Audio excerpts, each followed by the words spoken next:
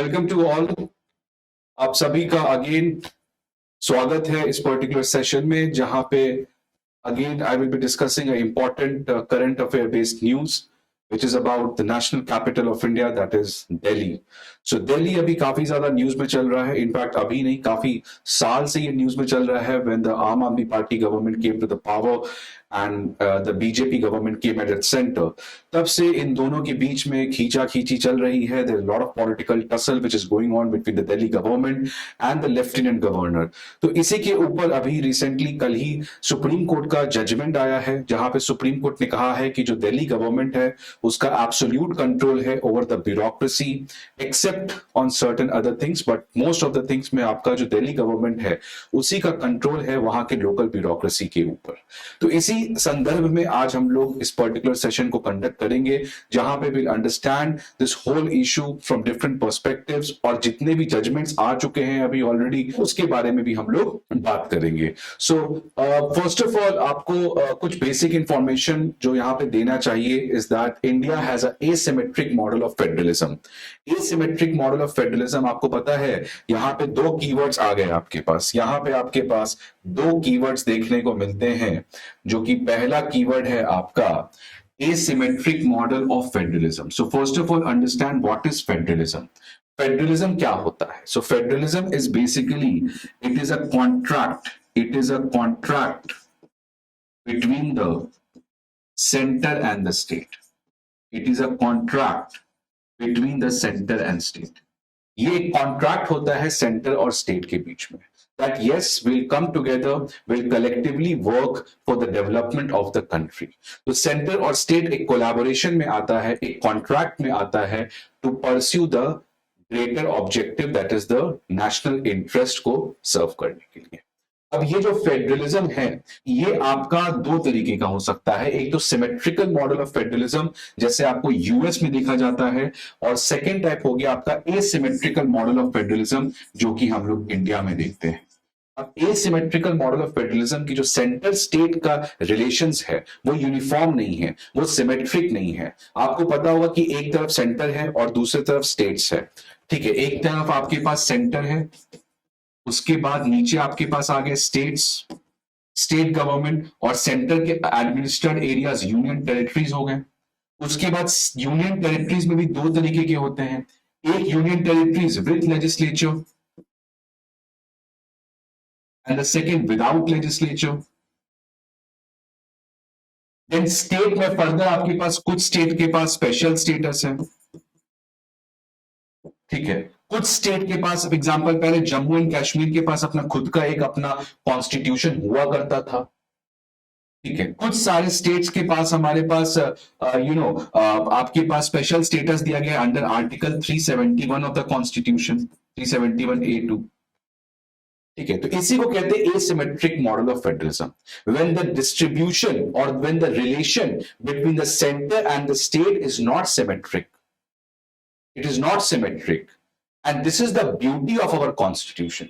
This is the best part of the constitution, that constitution को इस तरीके से बनाया गया था कि जिसकी जो जरूरतें हैं उसको फुलफिल किया जा सके।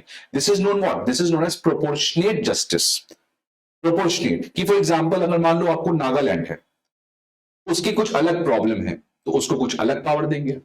फिफ्थ सिक्स्थ शेड्यूल एरिया, जिसके अंदर आपके पास सिक्स शेड्यूल एरिया के अंदर आपके पास जो डिस्ट्रिक्ट काउंसिल्स होते हैं उनके पास बहुत ज्यादा स्पेशल पावर्स होता है। इसी को कहते हैं asymmetric model of federalism, that the distribution और the relation, legislative, executive, financial relation between the center and state is not uniform. Rather, it is designed in such a manner to ensure that the proportionate help or the proportionate requirement of that particular state is fulfilled. और इसी के लिए आज India का federalism बचा हुआ है। श्रीलंका देख लो कोलैप्स कर चुका, because Sri Lanka never accounted for the special needs of the Tamil people, and that's why they always had that civil war. But India में हमारे कॉन्स्टिट्यूशन मेकर्स ने कॉन्स्टिट्यूशन को इस तरीके से डिजाइन ही किया था कि will not follow a rigid model, will follow a model that suits everyone's requirement. और इसलिए बहुत सारे स्कॉलर्स इस चीज को काफी ज्यादा थैंक्स भी करते हैं, बहुत ज्यादा इंप्रेस्ड भी थे हमारे कॉन्स्टिट्यूशन मेकर्स के द्वारा कि इस तरीके से फ्लेक्सिबिलिटी को इंश्योर किया गया था, right? So that's why India has a asymmetric model of federalism, right? That means the centre and states के बीच में जो रिलेशन है, it is not same, it is based upon how much requirement does the state needs, उसके हिसाब से उसको उतना पावर दिया जाए, ठीक है ना? अब देखो आपके पास, अब आप लोग बात करते हैं, हम लोग यहां पे बेसिकली आज क्या बात करेंगे, यूनियन टेरिटरी के बारे में। तो यूनियन टेरिटरी क्या होता है? जनरली सेंटर के द्वारा एडमिनिस्टर्ड एरिया होता है। Centrally administered territories are known as union territories, but some union territories have their own legislature, उनका खुद का अपना एक विधानसभा होता है जहां पे इलेक्टेड एमएलए चुन के आते हैं और वो कानून बनाते हैं, राइट? सो यही चीज आपको हमारा एसिमेट्रिक मॉडल ऑफ फेडरलिज्म में है। So some union territories does not have legislature, some union territories have the legislature. कौन कौन से यूनियन टेरिटरीज है जिनके पास अपना खुद का लेजिस्लेचर है? Pondicherry, Delhi and recently Jammu and Kashmir. So ये 3 ऐसे यूनियन टेरिटरी हैं जिनके पास अपना खुद का इलेक्टेड रिप्रेजेंटेटिव्स हैं जो उसके लिए लॉ बनाते हैं। एसिमेट्रिक हो गया, कुछ यूटीज हैं और कुछ यूटीज विदाउट लेजिस्लेचर, कुछ UTs with legislature. Now again देखो, जिन यूटीज के पास लेजिस्लेचर है उसमें भी डिफरेंसेस हैं। फॉर एग्जांपल, जो पौंडीचेरी का लेजिस्लेटिव असेंबली है उसके पास जो पावर है वो अलग है एज कंपेयर टू जो दिल्ली का लेजिस्लेटिव असेंबली है। अगेन एसिमेट्रिसिटी देख रहे हो आप, मतलब जिसकी जो रिक्वायरमेंट है उसको वो मिलेगा। So will not follow everything in black and white, will not do this और that, will try to ensure that whatever the best can be done, कि उसका जो जरूरतें हैं वो सर्व हो जाए। इसीलिए हम लोग बात करेंगे आर्टिकल 239A के बारे में और आर्टिकल 239AA के बारे में। So we will talk about Article 239A and then we'll talk about the Article 239AA. तो जो आर्टिकल 239A है इसके अंदर पार्लियामेंट को पावर दिया गया है, पार्लियामेंट को पावर दिया गया है कि if the parliament wants to constitute a legislative assembly in any of the union territory, they can do that. मतलब अगर पार्लियामेंट चाहती है कि किसी भी यूनियन टेरिटरी में एक इलेक्टेड लेजिस्लेटिव असेंबली हो जिसका खुद का एक चीफ मिनिस्टर हो, उसका अपना एक काउंसिल ऑफ मिनिस्टर हो, so the parliament can bring a law to do that. So this power of the parliament gets from article 239A। Now in this article there is no limitation on the law making power of such created legislature। मतलब अगर article 239A के अंदर parliament किसी भी union territory में legislature को बनाती है तो such legislature has all the power which a normal state has, which a normal state has. तो आपको पता है स्टेट किसके ऊपर लॉ बना सकती है? स्टेट लिस्ट के ऊपर। तो जितने भी मैटर स्टेट लिस्ट में हैं वो सेम मैटर्स के ऊपर कानून कौन बना सकती है? उस यूनियन टेरिटरी की लेजिस्लेटिव असेंबली, राइट? तो इसी आर्टिकल 239A के पावर को यूज करते पार्लियामेंट ने यूनियन टेरिटरी ऑफ पौंडीचेरी या पुडुचेरी को अपना खुद का लेजिस्लेटिव असेंबली बना के दिया। तो ये आपको बहुत इंपॉर्टेंट है कि आर्टिकल 239A के अंदर पार्लियामेंट के पास पावर है कि वो जिस भी यूनियन टेरिटरी में चाहती है तो उसमें एक legislative assembly lead by chief minister and it's council of minister को कॉन्स्टिट्यूट कर सकती है।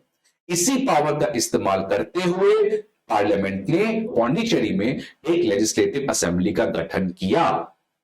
साथ ही साथ इस आर्टिकल में यह भी कहा गया है कि जो पावर एक स्टेट के पास होता है, फॉर एग्जांपल जो भी पावर स्टेट के पास होता है वो सेम पावर आपके पास इस इलेक्टेड लेजिस्लेटिव असेंबली जो यूटी में है उसके पास भी होगा। Hence there is no limitations on the law making power of such created legislature.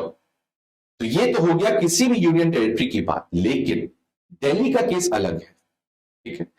Delhi का केस आपको गवर्न होता है आर्टिकल 239 ए से।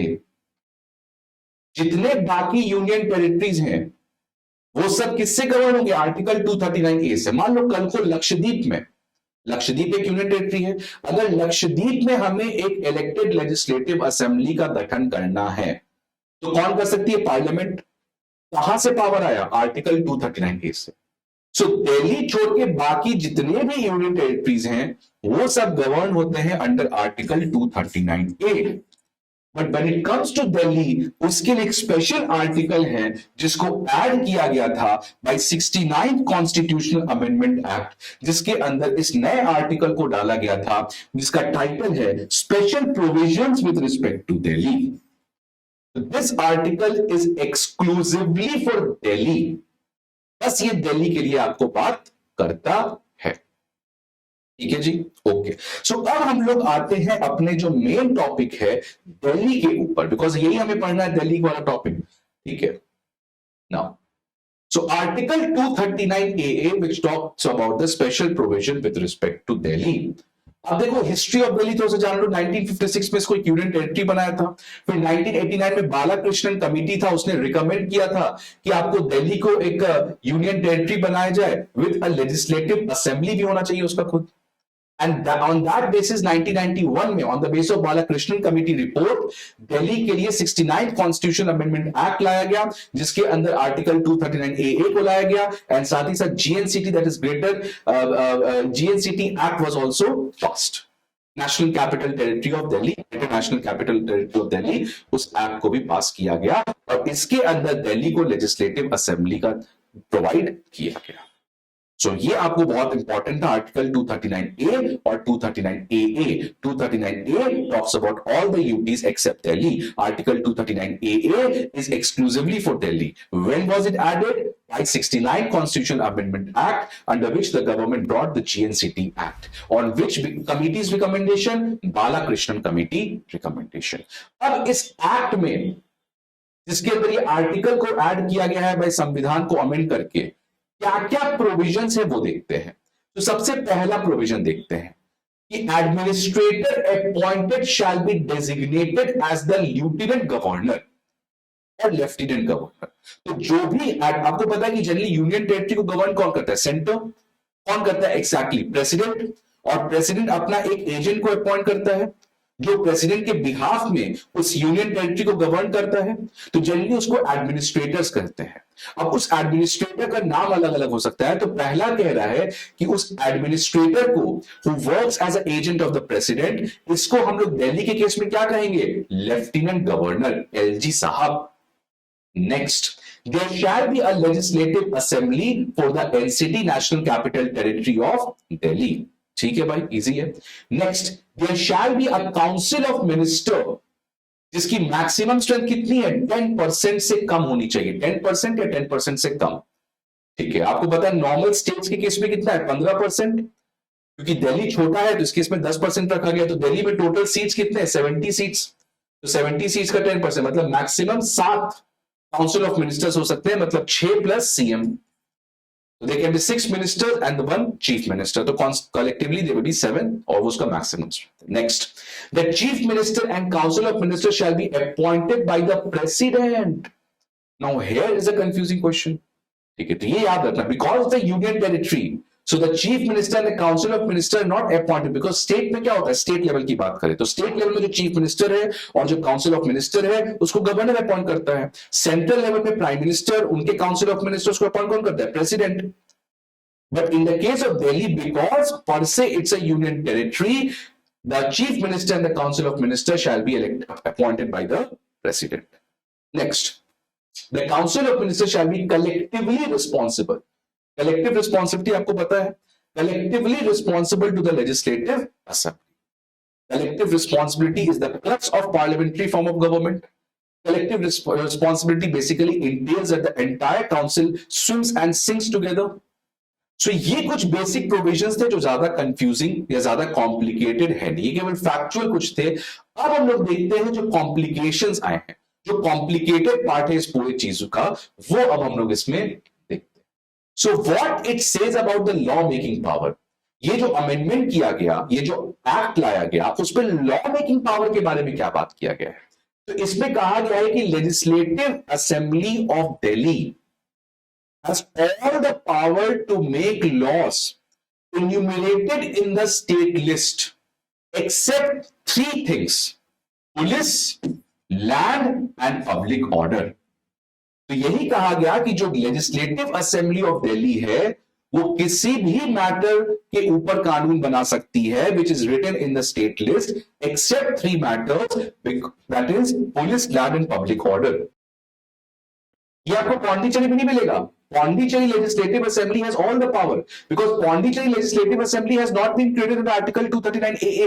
ये हम लोग Article 239AA को पढ़ रहे हैं, which is only for the Delhi. So Pondicherry Legislative Assembly does not have such kind of limitations. It can make law on any of the matters given in the state list. But in Delhi, the Legislative Assembly cannot make laws related to these three things. Two, because Delhi is the capital of the country. And because it's a capital, the central government has to have that kind of extra responsibility because अगर police आप state government के ऊपर छोड़ दोगे और G20 जैसी बड़ी summit होती है तो किसकी जिम्मेदारी होगी कि वहां पे आपको सिक्योरिटी इंश्योर करे? एम्बेसी को प्रोटेक्ट करना है, हाई प्रोफाइल डिग्निटरीज विजिट करते हैं, उनका सिक्योरिटी प्रोवाइड करना है। So you can not give all these things to a state. This is the rule of the central government. Police, public order, land क्योंकि दिल्ली के लैंड में आपको पार्लियामेंट है, एम्बेसीज हैं, प्राइम मिनिस्टर हाउस है, राष्ट्रपति भवन है। तो ये इसीलिए ये पॉसिबल नहीं है कि आप इन इंपॉर्टेंट चीजों के ऊपर कानून बनाने का पावर आप वहां के स्टेट गवर्नमेंट को दे दो। इसलिए दीज थ्री थिंग्स के ऊपर आप कानून नहीं बना सकते ना। क्या इसका मतलब सेंटर जो है वो केवल इन तीन चीजों के ऊपर कानून बना सकता है और बाकी चीजों में जो दिल्ली की लेजिस्लेटिव असेंबली है उस पर क्या कोई सेंट्रल गवर्नमेंट कंट्रोल नहीं कर सकता है? Because Delhi again is a very important thing. तो ये देखो, how centre can protect it's interest. Centre अपना इंटरेस्ट, यूनियन गवर्नमेंट अपना इंटरेस्ट दिल्ली में कैसे प्रोटेक्ट कर सकता है? तो पहला तो मैं ऑलरेडी पढ़ चुका कि Delhi assembly has no power to make laws on public order, police and land. So this is the first thing by which the assembly or the union government can protect its interests. Second is a very important thing. तो यहां पे क्या है, public order, police और land कौन देखेगा? दिल्ली सरकार नहीं देख रही है तो पब्लिक ऑर्डर, पुलिस और लैंड कौन देखेगा? Union government. तो union government basically ministry of home affairs, वो देखेंगे पुलिसिंग क्या हो रहा है, पब्लिक ऑर्डर क्या है, लैंड क्या है। ठीक है, सो ये है आपका पहला वे जिससे आपको यूनियन गवर्नमेंट दिल्ली की असेंबली के ऊपर कंट्रोल कर सकती है for the national interest. Second is a very important thing. Second जो कह रहा है, ये कह रहा है कि अगर मान लो दिल्ली गवर्नमेंट ने कोई भी लॉ लाया accept three things, police, public order, land छोड़ के किसी बाकी चीज के ऊपर लॉ लाया, लेकिन अगर लगता है पार्लियामेंट को कि ये लॉ जो है वो सही नहीं है तो पार्लियामेंट एक नया लॉ लाके दिल्ली गवर्नमेंट के लॉ को स्क्रैप डाउन कर सकती है। ठीक है, फॉर एग्जांपल दिल्ली गवर्नमेंट ने एजुकेशन के ऊपर कोई लॉ लाया, now the parliament thinks that this law will not be the best one, this law is not correct and the parliament brings a new law, then the parliament's law will override the law brought by the state legislative assembly of Delhi. ठीक है, तो ये again एक special power दिया गया है। But let me tell you, ये वाला पावर जो है इसके अंदर सेंटर कंट्रोल करती है यूनियन टेरिटरी ऑफ दिल्ली को, this is done by union government, but here it is done by the parliament. तो पार्लियामेंट आपके दिल्ली असेंबली के पावर को कट डाउन कर सकती है by bringing a law in any of the matter which is listed in the 7th schedule. ठीक है, सो ये आपको यहां पे जानना पड़ेगा। ठीक है, so the article gives the parliament a plenary power, plenary power मतलब वाइड पावर, ठीक है, to legislate on any subject in any of the lists of the 7th schedule for NCTD, national capital territory of Delhi, because it gives overriding power to the parliament. ठीक है, तो क्या एक question पूछते हैं आपसे, मान लो बिहार स्टेट है, अगर बिहार ने कोई लॉ लाया जो कि स्टेट लिस्ट में है, फॉर एग्जांपल एग्रीकल्चर सब्जेक्ट जो है वो स्टेट लिस्ट में है, तो अगर मान लो बिहार गवर्नमेंट ने एग्रीकल्चर के ऊपर कोई कानून लाया, तो क्या पार्लियामेंट के पास ये पावर है कि वो कोई नया लॉ उसी सेम सब्जेक्ट पे लाके बिहार गवर्नमेंट द्वारा लॉ पास किए गए को ओवरराइड कर सकता है? नहीं, ठीक है। लेकिन यहां पे हम बात कर रहे हैं because it's a union territory, so in its foundation it is a entity which has to be governed by the center or the union government, but because these union territories have also the legislative assembly, hence they have their own law making power, like Pondicherry and Delhi. But there's one difference, that Delhi cannot make law on 3 subjects: police, public order, land. Second, कि अगर कल को Delhi government किसी भी बाकी चीज पे, ये तीन चीज छोड़ दो, बाकी कोई भी मैटर जो स्टेट लिस्ट में मेंशन है, 7 शेड्यूल में मेंशन है, उस पे अगर कानून लाता है या लॉ लाता है और पार्लियामेंट क्या किया उसके ऊपर कोई और लॉ ले आया, so parliament can override the law made by the legislative assembly of Delhi. So that's why in the mechanisms के थ्रू सेंटर अपने इंटरेस्ट को प्रोटेक्ट कर पाता है. ठीक है ना. अब बात करते हैं हम लोग what it says on the role of LG. Lieutenant governor के रोल के बारे में ये जो एक्ट है, ये जो अमेंडमेंट है, जो आर्टिकल 239 AA है, वो क्या कहता है एलजी के रोल पे. ये कहता क्या है, LG has to act as per the aid and advice जो नॉर्मल स्टेट्स के केस में होता है, given by the council of minister led by chief minister. बाकी स्टेट्स में भी यही है कि the governor has to act as per the aid and advice of the council of minister led by CM. Same चीज लिखा है. But now in case of difference between the states elected government and the LG, अगर कोई difference हो गया दोनों के बीच में, the latter has to refer the matter to the president. The latter कौन हुआ? The LG. सो अगर कोई डिफरेंस ऑफ ओपिनियन होता है between the states elected government and the LG, then the LG has to refer the matter to the president, whose decision is binding on both. Whose decision is binding on both. Both मतलब LG के ऊपर भी और legislative assembly के ऊपर. अब देखो, ये कोई भी मैटर हो सकता है, किसी चीज के ऊपर डिफरेंस हो. ये देखो बहुत वाइड पावर नहीं लग रहा है आपको. कोई भी चीज के ऊपर डिफरेंस हो तो the LG can reserve that matter to the president. यही पॉलिटिकल इशू है एक तरीके से. हर एक मैटर रिजर्व करने लग जाता है एलजी. फिर अब आगे जाके देखेंगे. इन द मीन टाइम, जब तक प्रेसिडेंट डिसीजन नहीं ले पाता है उस चीज के ऊपर, the LG can take the action on its own. The LG can take the action on its own. समझ रहा बात? कि 3 चीज के ऊपर तो भैया आप कानून बना ही नहीं सकते हो. बाकी चीज के ऊपर आपने कानून बनाया या कोई एग्जीक्यूटिव डिसीजन लिया, अगर कभी भी कोई डिफरेंस ऑफ ओपिनियन होगा तो the LG can refer the matter to the president. और जब तक प्रेसिडेंट उस मैटर के ऊपर अपना ऑर्डर नहीं रिलीज करते हैं, तब तक LG gets all the power to act on that temporary basis. ठीक है. तो यही प्रॉब्लम है कि कौन सा मैटर आपका एलजी रेफर कर सकता है. क्या सारे मैटर रेफर कर सकता है? यही प्रॉब्लम है आपका. Example, recently the LG referred the issue pertaining to the appointment of a panel of lawyers to argue the case regarding the rights to the president. तो कौन कौन से राइट्स, दिल्ली राइट हुआ तो उसमें कौन कौन से लॉयर्स रिप्रेजेंट करेंगे केस को, उसका भी जो केस था एलजी ने रिजर्व कर दिया प्रेसिडेंट. ठीक है. तो ये आप डिफरेंस समझो. ठीक है. यहाँ पे कैसे चल रहा है काम ये. ठीक है. सो अगर आपको डिफरेंस ऑफ ओपिनियन है तो एलजी साहब रेफर कर सकते हैं, और यही हमारा आगे जाके पॉलिटिकल इशू बनता है. ठीक है. नेक्स्ट अब आते हैं डिस्प्यूट के बारे में. डिस्प्यूट क्या है? डिस्प्यूट, पहला डिस्प्यूट क्या है कि ब्यूरोक्रेसी को कंट्रोल कौन करता है, इसी के ऊपर जजमेंट आया है, ये लोग देखेंगे अभी. सेकंड डिस्प्यूट कि एलजी साहब फाइल्स के ऊपर अननेसेसरीली बैठे रहते हैं. कि एक फाइल गया मान लो, उसको साइन करना पड़ेगा, बट वो बैठा हुआ है बिकॉज कोई टाइम लिमिट है नहीं जिसके अंदर एलजी को एक्सेप्ट करना ही करना है. ये इशू आप हमेशा, अभी देखो तमिलनाडु में जो तमिलनाडु के गवर्नर है RN रवि, उन्होंने बहुत सारे बिल्स के ऊपर कोई एक्शन ही नहीं लिया because constitution में there is no time limit given to the governor or to the president to give their assent to a bill or to reject the bill. भाई आपको जो भी करना जल्दी करो ना, why are you waiting for it? So that's the problem. So LG sitting over the files unnecessarily. Kejriwal described LG as a headmaster and said that even my teachers have not checked my homework the way LG does. इतना समय ले रहे हो, इतना तो मेरे teacher ने homework check नहीं किया है, ठीक है. He keeps sitting on the files as though handwriting is not good, the spellings are incorrect, और इसीलिए आप फाइल्स के ऊपर कोई एक्शन नहीं लेते हो और पेंडिंग पड़ा रहता है ये चीजें. तो ये इशू है, और भी बाकी इश्यूज हैं, बट ये तो ब्रॉडली इशू है. ब्यूरोक्रेसी के ऊपर कंट्रोल कौन करता है?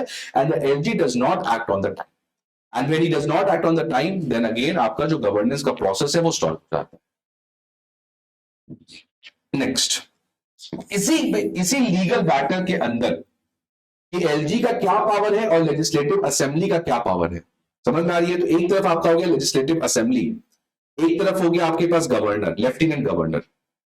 ये एक इलेक्टेड रिप्रेजेंटेटिव है, ये एक person nominated by the president है, ठीक है.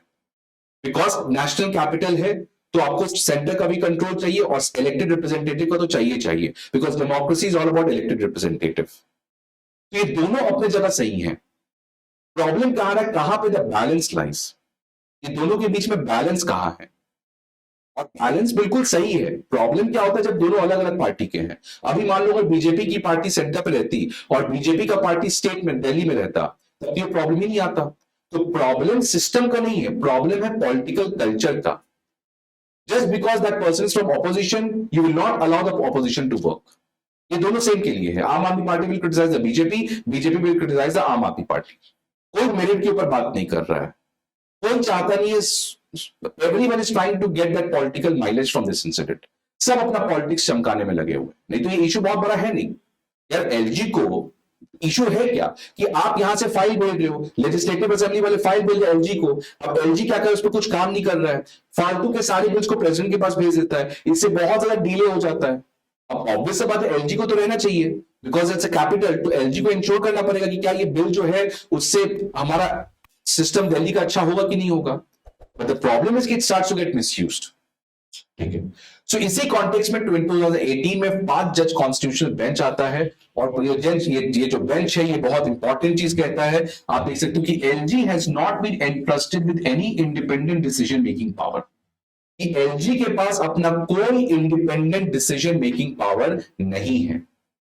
He has to either act on the aid and advice given by the Council of Minister, या तो उसके पास अपना इंडिपेंडेंट पावर नहीं है, या तो वो काउंसिल ऑफ मिनिस्टर के एड एंड एडवाइस पे काम करे, या नहीं तो वो जो डिसीजन प्रेसिडेंट लिया है उसके बिहाफ पे एक्ट करे. ठीक है. So I am the lieutenant governor, I don't have any independent decision making power. I have to act on the basis of two things. पहला, aid and advice given by the Council of Minister. Second, if the LG has referred to the matter to the President, then whatever the decision of the President is, you simply follow that. मतलब आपको अपना दिमाग लगाने की जरूरत नहीं है. LG cannot interfere in each and every decision of the Delhi government. ठीक है. LG cannot interfere in each and every decision of the Delhi government. ठीक है. सारे डिसीजन में आप इंटरफेयर नहीं कर सकते. Although decisions of the Council of Ministers have to be communicated, there is no need to obtain the concurrence of LG in all the matters. कि आपको LG को सारे चीज के लिए पूछना जरूरी नहीं है. हाँ, आपको बताना है कि हम ये कर रहे हैं. वही कह रहा है कि LG cannot interfere. Decisions have to be communicated, but there is no need to obtain the concurrence, that is the consent of LG in all the matters. नहीं तो फिर फायदा ही क्या है इलेक्टेड गवर्नमेंट का, जब हर चीज के लिए आपको एलजी से पूछना तो एलजी को ही पावर मिल जाओ. So that's what the supreme court said कि yes boss, you have to communicate your decisions, but you don't have to take the consent of the LG in each and every issue.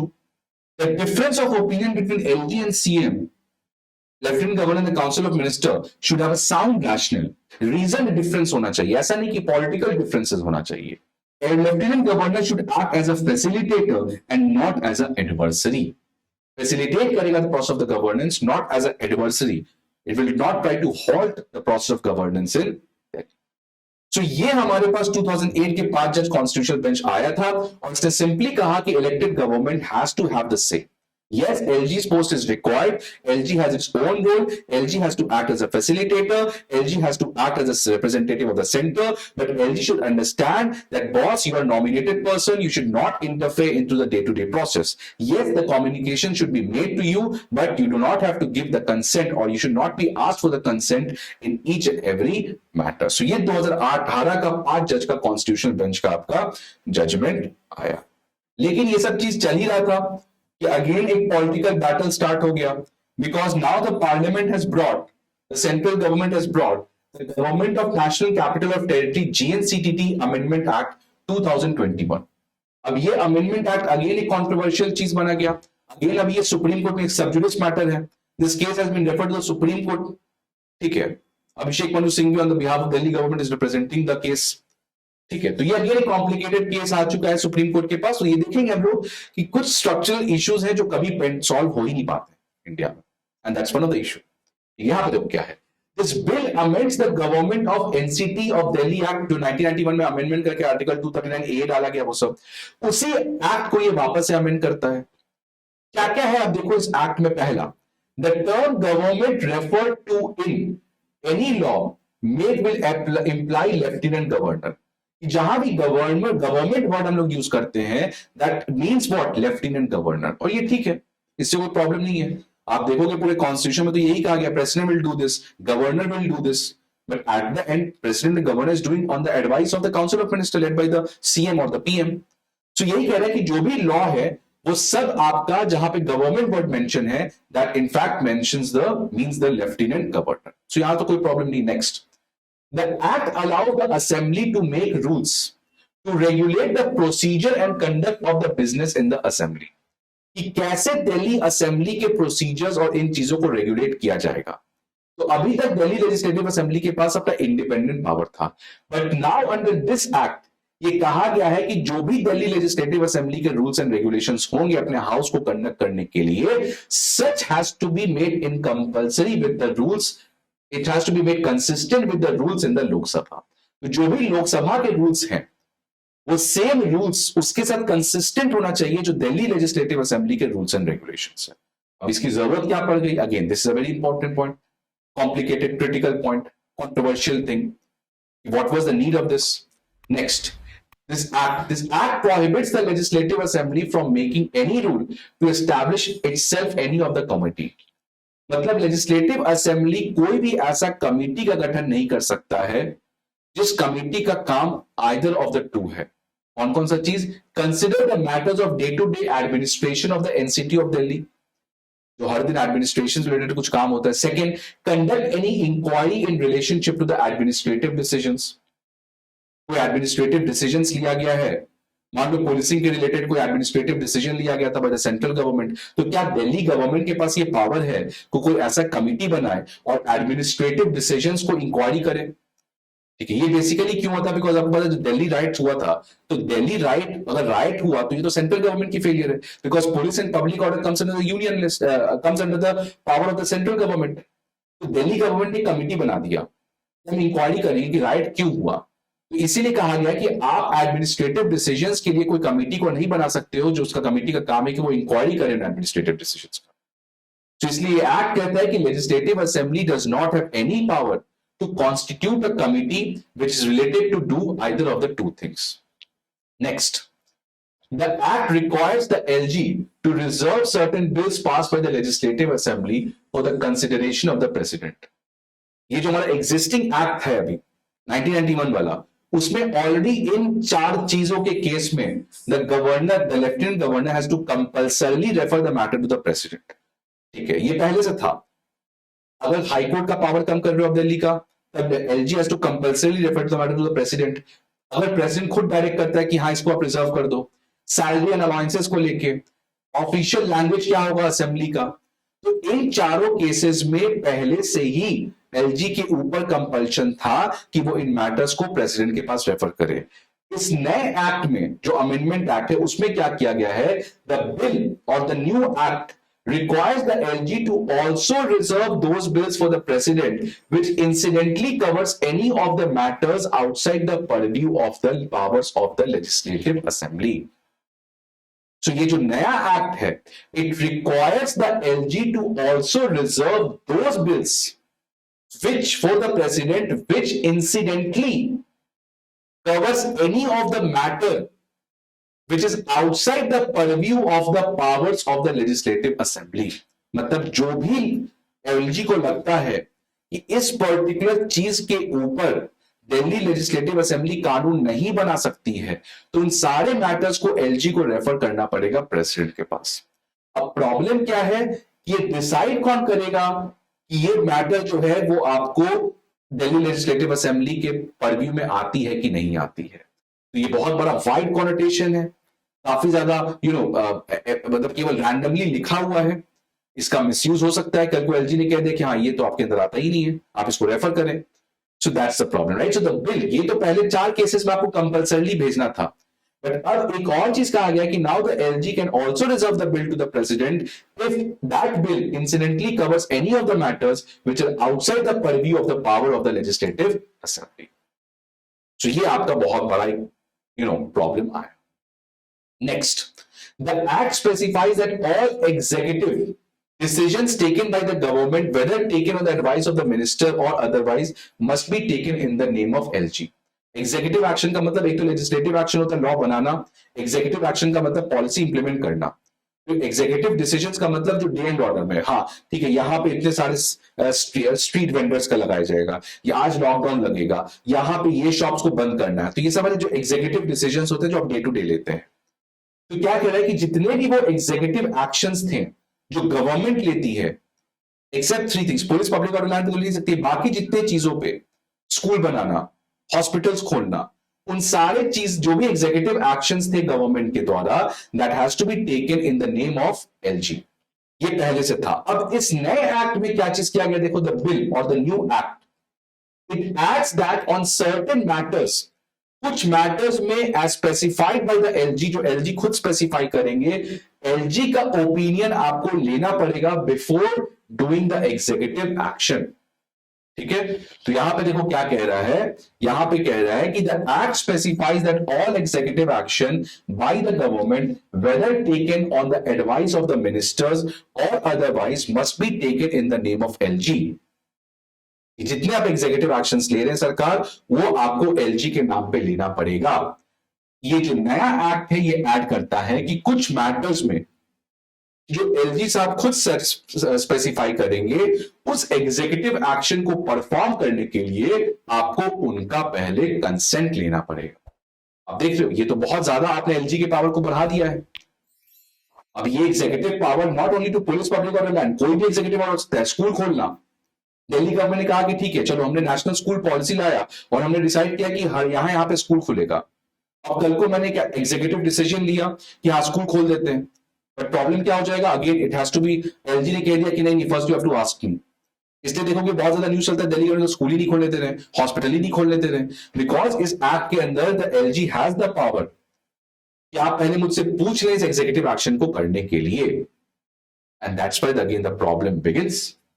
तो ये आपका जो नया act था, ये जो आपका नया एक्ट था, इसके अंदर ये सारे अगेन कुछ कॉम्प्लिकेटेड प्रोविजंस हमें देखने को मिला.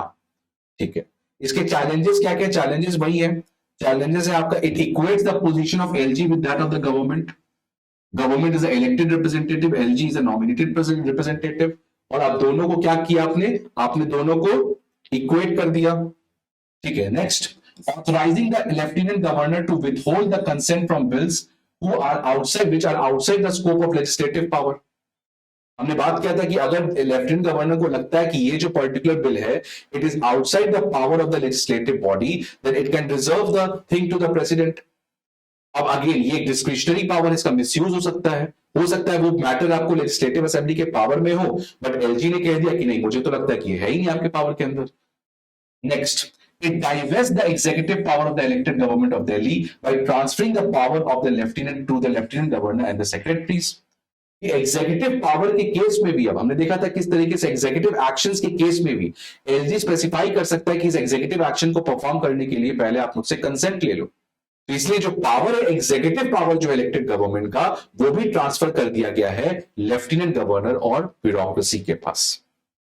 It empowers the officials to interfere into the day-to-day administration of the Delhi government by introducing the requirement of obtaining the Lieutenant Governor's view before executing a decision of the Council of Ministers. अब देखो, जैसे for example मान लो मैं दिल्ली का education minister हूं, मैंने एक policy लाया कि मैं यहाँ पे स्कूल खोलूंगा, एक लॉ मैंने पास कर दिया, अब मुझे इसको एग्जीक्यूट करना है। तो एग्जीक्यूट कौन करता है? परमानेंट ब्यूरोक्रेसी जो है, जो परमानेंट एग्जीक्यूटिव रहती है, ब्यूरोक्रेसी। अब मैंने कह दिया अपने एक ऑफिसर को कि यार जाओ यहाँ पे स्कूल खोलो। अब प्रॉब्लम क्या हो गया है कि अब एलजी के पास अपने पावर दे दिया है कि अगर कोई भी एग्जीक्यूटिव एक्शन करना है तो एलजी कह सकता है कि आप पहले मुझसे पूछ लो। तो वो ब्यूरोक्रेट क्या करेगा? वो जाके पहले एलजी से पूछेगा।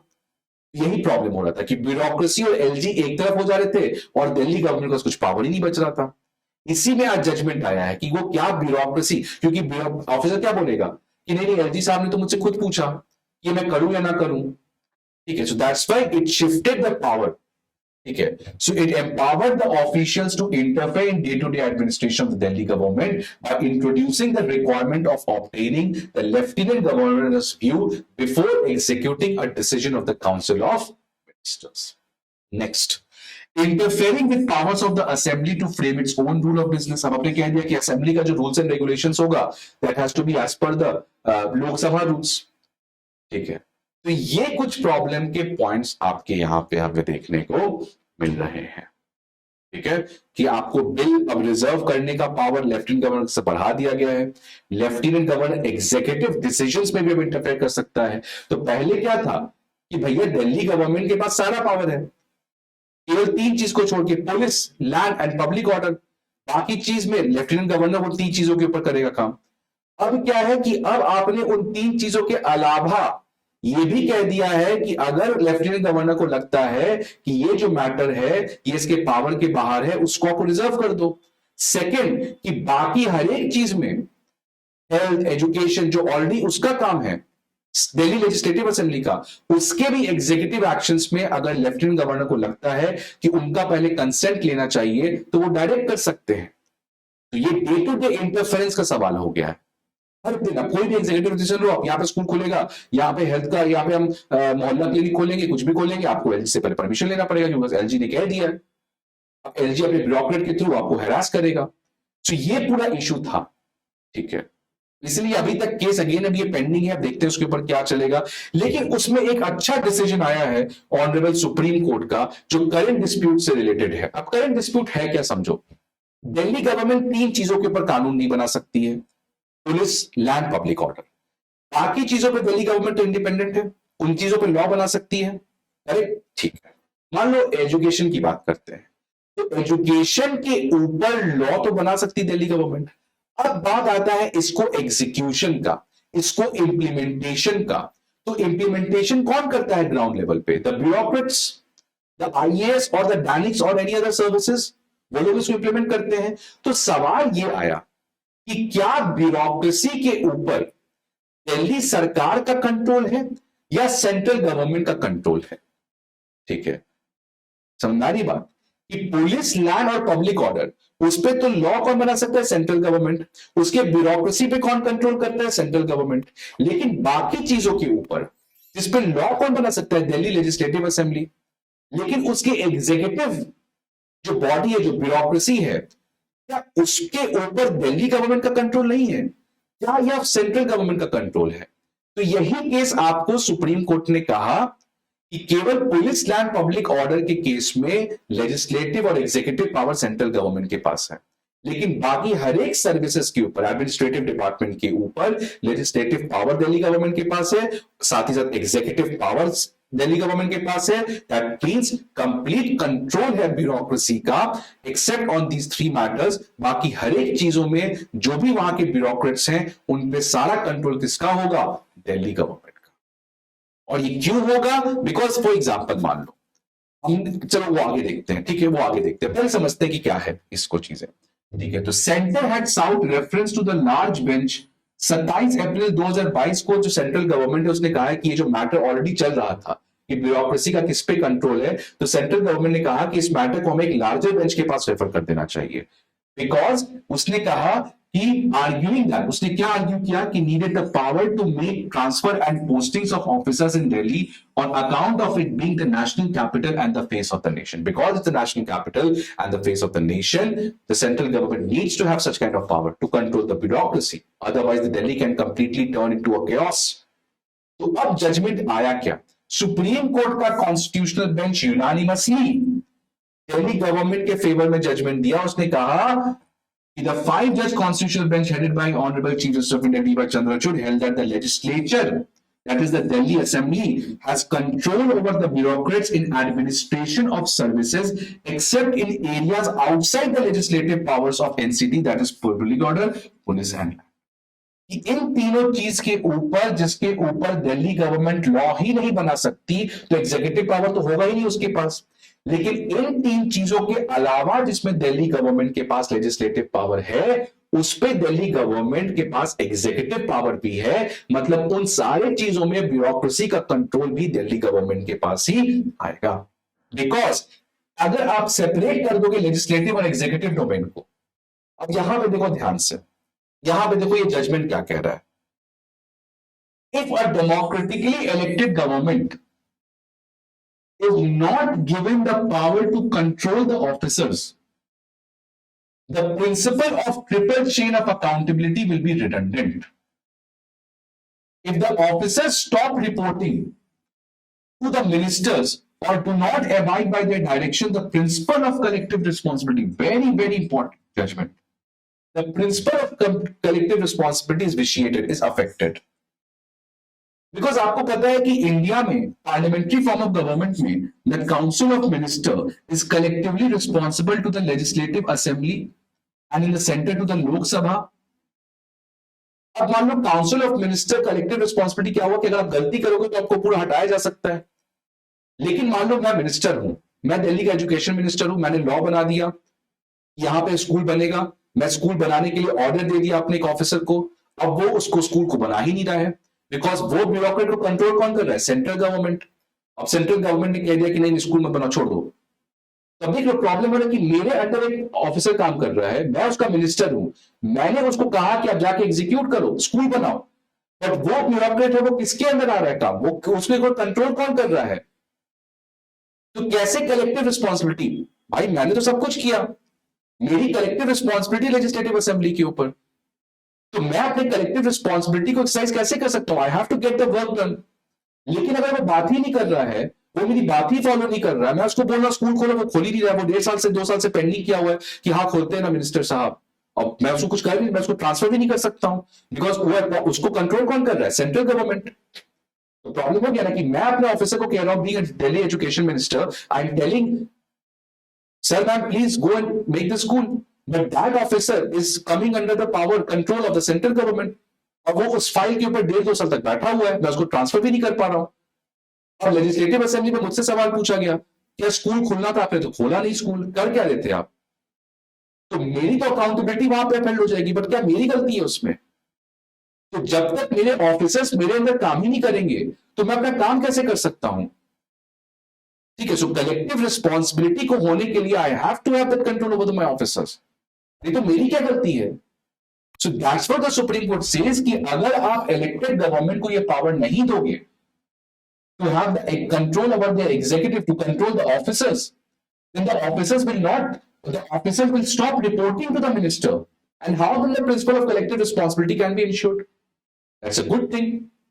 Next the supreme court also says that the executive power of the union in a state over matters on which both the union and states can legislate is limited to ensure that the governance of state is not taken over by the union.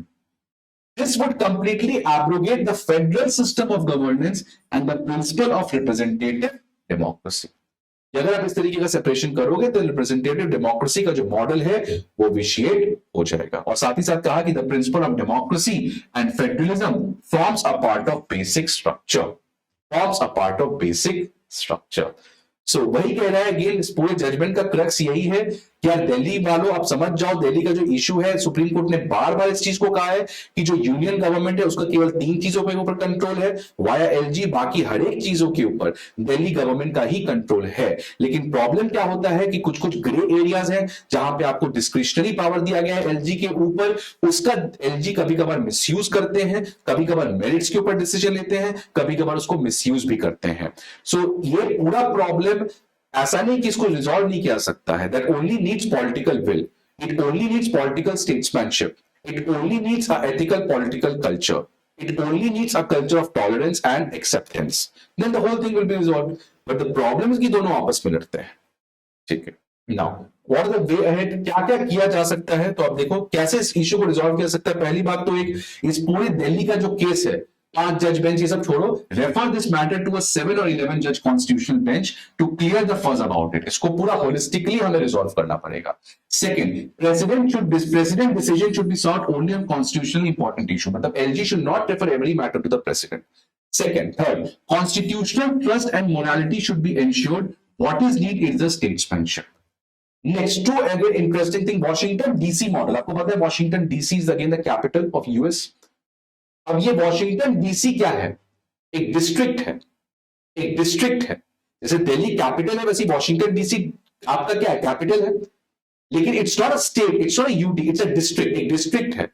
लेकिन इसको control कौन कर रहा है? देखो, US constitution provides for a federal district, ये एक federal district है which comes under the exclusive jurisdiction of the Congress, that is the US Parliament। तो मतलब उस पूरे वॉशिंगटन डीसी को कौन चला रहा है? वहां का कांग्रेस। उस कांग्रेस में से कोई एक मेंबर को अपॉइंट किया जाता है। The district therefore is not part of any US state. तो किसी भी यूएस स्टेट कुछ नहीं है, it is completely comes under the jurisdiction of the US Congress.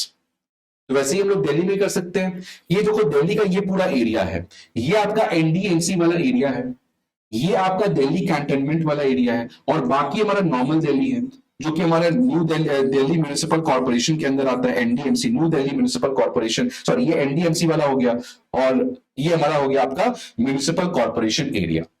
तो ये एक सुझाव है कि एनडीएमसी वाला जो एरिया, यहीं पे सारा पार्लियामेंट, एम्बेसी, ये सारे इंपॉर्टेंट चीजें आपके यहीं पे होते हैं। ये देखो, ये सारे चीजें आपके यहां पे होते हैं हमारे। ठीक है, ये एनडीएमसी वाला जो एरिया है। तो कहा जाता है कि जो एनडीएमसी वाला एरिया जहां पे एम्बेसीज हैं, पार्लियामेंट एंड अदर थिंग्स, इसको सेंट्रल गवर्नमेंट के अंदर कंप्लीट कंट्रोल दे दो। भाई इसको आप सारे मैटर्स के ऊपर आप कंट्रोल करो, और जो बाकी बचा, और दिल्ली कैंटोनमेंट तो जो डिफेंस वाले हैं वो कंट्रोल करेंगे, और बाकी जो पूरा एरिया है जिसमें नॉर्मल लोग रहते हैं, this you completely hand over to the state government. इसको एक स्टेट बना दो या तो यूटी रहने दो, but give the absolute power to the Delhi legislative assembly. और जो एनडीएमसी है, जो क्रिटिकल एरिया जहां पे एम्बेसीज, पार्लियामेंट, सब कुछ इंपॉर्टेंट चीजें हैं, वो आप कंप्लीट कंट्रोल में दे दो सेंट्रल गवर्नमेंट को। या नहीं तो आप एनडीएमसी वाले एरिया को ले आओ इंडिया के पार्लियामेंट के कंट्रोल में, जैसे वॉशिंगटन डीसी मॉडल है। तो उससे ये पूरा प्रॉब्लम खत्म है। थोड़ा सा कुछ रीएडजस्टमेंट करना पड़ेगा, कुछ एरियाज, मान लो यहां पे अगर कोई एम्बेसी है तो उसको भी एनडीएमसी में लाना पड़ेगा। तो ये कुछ करके आपको एक कुछ बनाना पड़ेगा जो एनडीएमसी वाला है, न्यू दिल्ली म्यूनिसिपल कॉर्पोरेशन वाला एरिया है, वो पूरा आपका उसके अंदर आ जाए, और जो बाकी दिल्ली म्यूनिसिपल कॉर्पोरेशन नॉर्मल वाला है वो आपका कंप्लीट स्टेट गवर्नमेंट के अंदर आ जाए। तो इस तरीके से ये थोड़ा कॉम्प्लिकेटेड है। इसके PDF I will be providing you, Telegram channel पे जाके आपको मिल जाएगा। इस पीडीएफ को आप वहां से जाके इसको डाउनलोड करके पढ़ो। थोड़ा सा कॉम्प्लिकेटेड टॉपिक है, आप थोड़ा सा गूगल खुद से करना, ट्राई करना, 2-3 बार इस वीडियो को देख के समझने का। इंपॉर्टेंट है, मेंस के क्वेश्चन से बहुत ज्यादा इंपॉर्टेंट रहता है ये। प्रीलिम्स के में भी क्वेश्चन आ सकता है आर्टिकल 239A पे, 239AA पे, तो यहां पे आपको थोड़ा सा ध्यान देने की जरूरत है। How you can get in touch with me? So my name is Kumar Sujay, और मैं चाणक्य आईएएस एकेडमी पटना में पढ़ा रहा हूं अभी currently, and my designation is faculty in content head. You can write to me अगर आपको कोई भी डाउट आता है, अगर आपको कोई आंसर चेक करवाना है, so you can directly mail me and I will check your answer, and then I can suggest you some improvements also, and then you can also connect with me in social media platforms such as Instagram. So I hope कि आपको ये lecture पसंद आया हो। Again Delhi government का ये जो पूरा इशू है ये काफी कॉम्प्लिकेटेड था. It took a lot of time, but time is not the problem. You have to understand that is the major objective of me in delivering such long lectures.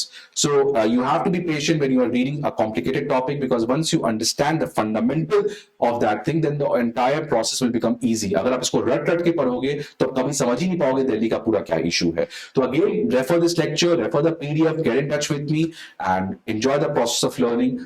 We'll meet again in the next session. I hope you like this video. I hope you subscribe to this channel and be updated to get further information. Thank you. See you again. Don't forget to like, share and subscribe to our channel and press the bell icon to never miss an update.